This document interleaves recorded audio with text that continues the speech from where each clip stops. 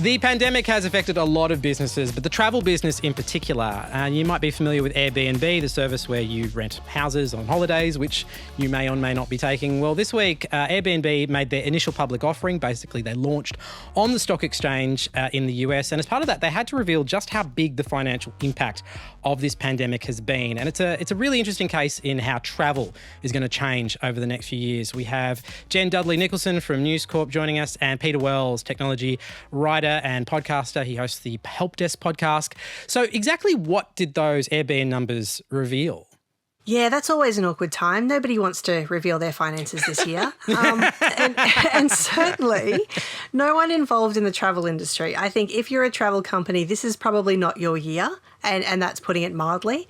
And so they did have to reveal that, whoops, we somehow lost $700 million over the past 9 months. That's not a great way to go and have an initial public offering on the New York Stock Exchange.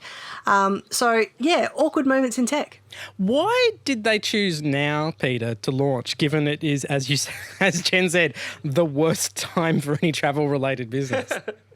They did see revenue drop year over year of 32%, which is what you would expect in the middle of a pandemic. But their costs actually went down at about the same rate. So I think this is them being a little bit cocky and saying, look, we felt the brunt of the pandemic like everyone else, but unlike, hotel chains that continue to rent out businesses and rent out spaces and things like that, all our costs actually went down. So we weathered this storm better than most. And, when we saw that when the vaccine announcements were made last week, that all of the cruise ships, you wouldn't get me on a cruise ship.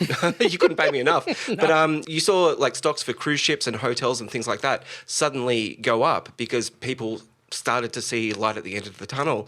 And so maybe this is actually a very clever time for them to come out and say, look, we're almost at the end here, people, just trust us. But I'll bet they also, the big part of what you get out of an initial public offering is people buying your stock and therefore a huge injection of cash. Could it not speak potentially to the fact that they might have just needed a big injection of cash, Jen? Yeah, look, again, with the cynicism, apparently they want to raise $3 billion. And look, who doesn't, to be fair? Sure. And they did actually get another emergency cash injection earlier this year when everything started to fall apart, including the world. I do think that at least, maybe a large part of this is due to just wanting more cash to make sure that the business can continue.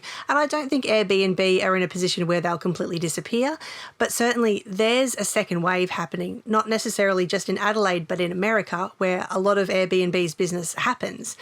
And so I think that we haven't necessarily seen the worst of it in some countries. And I think while they say, but people are still traveling locally, their business is still going to be down. And you can't do hotel quarantine in an Airbnb.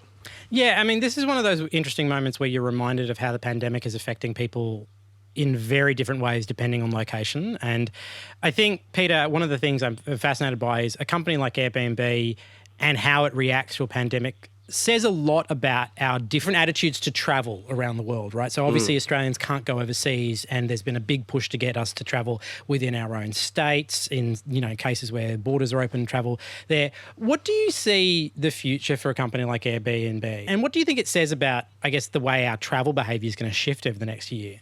Yeah, it'll be really interesting to see what kind of areas will make those tentative steps out of lockdown and the ones that will just go straight into pretending nothing happened. I'm sure, Jen, you've gotten the same emails that I have over the last year where, anytime you stay in a US hotel, you have to sign up to their newsletter to get the Wi-Fi. And so I've just all year long, as the pandemic has raged through the US, I keep getting these it's fine to travel again.